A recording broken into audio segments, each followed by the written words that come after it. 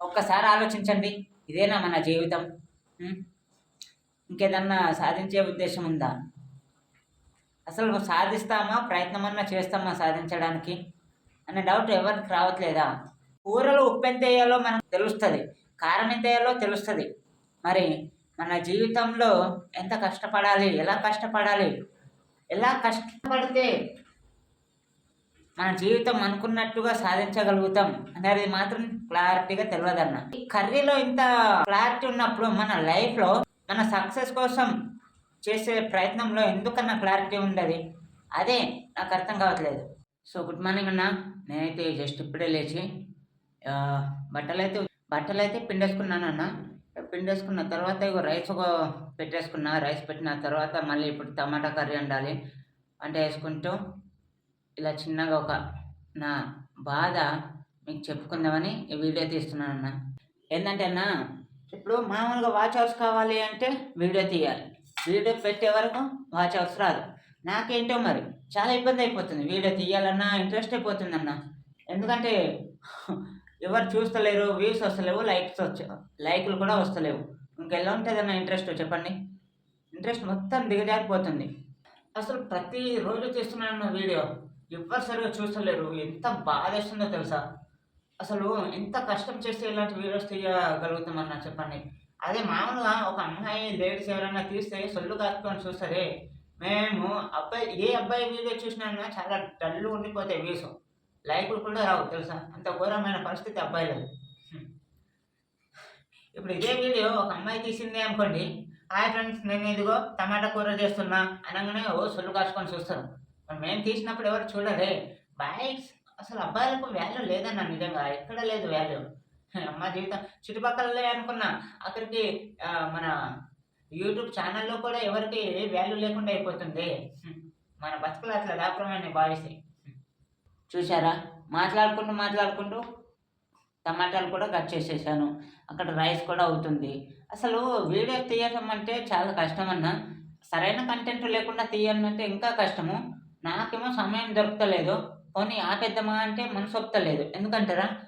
నాకు watch hours main important. ఇప్పుడు నేను ప్రయత్నం చేయకుండా, వీడియోస్ తీయకుండా ఆపేసిందే అనుకోండి, నాకు అక్కడ వాచ్ అవర్స్‌లో పెరగవు. అలాగే ఉండిపోతాయి. ఇప్పుడు నేను ఏం చేయాలా? ఆ ఇంట్రెస్ట్ ఏమో పోయినా కూడా తప్పుతలేదు ఇక వీడియోస్ తీయాల్సిందే అనిపిస్తుంది. నా బాధ అర్థం చేసుకోవట్లేరన్న మీరు. ఎన్నో వీడియోస్, షార్ట్ వీడియోస్ చెప్పాను. నా వాచ్ అవర్స్ కాలేవన్నా అని. ఎవ్వరు పట్టించుకోవట్లేరు నా వీడియోస్. ఇంత ఘోరమా?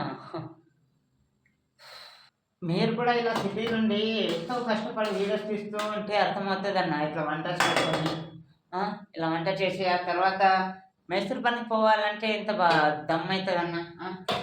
మీ అందరికీ తెలిసిందే మేస్త్రి పని ఎంత హార్డ్ వర్క్ ఉంటదో. ఇప్పుడు నేను ఈ వంట మొత్తం చేసుకొని టైం ఏమో 7:30 అవుతుంది. ఇంకా హాఫ్ అన్ అవర్‌ల కర్రీ రెడీ చేసుకొని ఎళ్ళాలి. ఎంత గుద్దందమ్మో తెలుసా? మళ్ళీ అది కూడా ఒక 2 కిలోమీటర్లు నడుచుకుంటూ వెళ్ళాలి కెమికల్ కంపెనీకి. అక్కడ వచ్చి మాకు మేస్త్రి పని. దయచేసి నా బాధను అర్థం చేసుకోండి అన్న. సబ్స్క్రైబ్ చేసి సపోర్ట్ చేయండి. కంప్లీట్‌గా వీడియో చూస్తే నాకు కంప్లీట్ వాచ్ అవర్స్ అయినా కంప్లీట్ అవుతుంది. ప్లీజ్ అన్న. ఎంతో కష్టపడి నా శ్రమని చిందించి మనసుని చంపుకొని తీయడం జరుగుతున్నాయి వీడియోస్ మొత్తం. అట్లీస్ట్ ఒక గంట లేచినా సరిపోతుందనే చిన్న సంతోషం నాలో రగులుతుంది.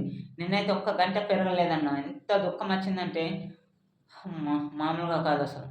వంట చేసుకోవడం సిటీలో కష్టపడుతూ ఉంటారు చూడండి బ్యాచిలర్స్, వాళ్ళకి మాత్రమే సాధ్యమవుతుందన్న.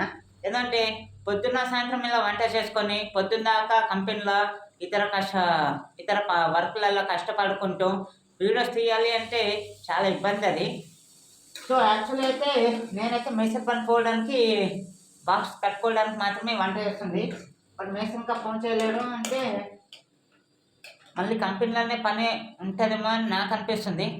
అన్న ప్రతిరోజు వీడియోస్ తీస్తున్నానే, జర చూడండి, నా కష్టాలన్నీ అర్థం చేసుకోండి. ఇప్పుడు నేను పడే కష్టమే మీరు పడుతున్నాం. కాకపోతే మీరు వీడియోస్ తీస్తున్నారో లేదో నాకు అర్థమవుతలేదు. కానీ నాకన్నా కొద్దిగా చూసి ఒక లైక్ చేయండి, ఒక సబ్స్క్రైబ్ చేస్తున్నా కదా, నా పరిస్థితి కూడా మీకు అర్థమవుతుంది.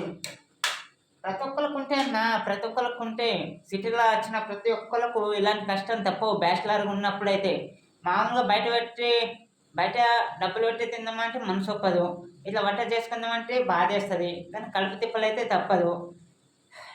ఇంటికాడ చెయ్యని శ్రమ సిటీకి వచ్చి బ్యాచిలర్గా బతికితే ఆటోమేటిక్గా సెట్ అయిపోతాం. ఇలా వంటలు చేసుకోవాలా, పొద్దున్నే లేవ్వాలా, బట్టలు ఉతుక్కోవాలా, నాన్న తిప్పలు పడాలా, కంపెనీ పోవాలా, లేదా వేరే పనికన్నా పోవాలా, డబ్బులు సంపాదించాలా. సిటీలో ఉంటే దెబ్బకు దేవుడు గుర్తుకొస్తాడు బ్యాచిలర్ ప్రతి ఒక్కళ్ళం. నేను కూడా ఇంటికాడ ఏ పని చేయనన్నా, అంటే చేయాల్సిన పరిస్థితి వస్తే చేయాల్సిందే, కానీ ఇక్కడైతే కంటిన్యూగా చేయాల. అదే నా బతుకు తీరు. సో దయచేసి ఒక సబ్స్క్రైబ్ చేయండి, ఒక లైక్ చేయండి అన్న ప్లీజ్. తమ్ముడు కష్టం అర్థం చేసుకొని సపోర్ట్ చేయండి అన్న ప్లీజ్.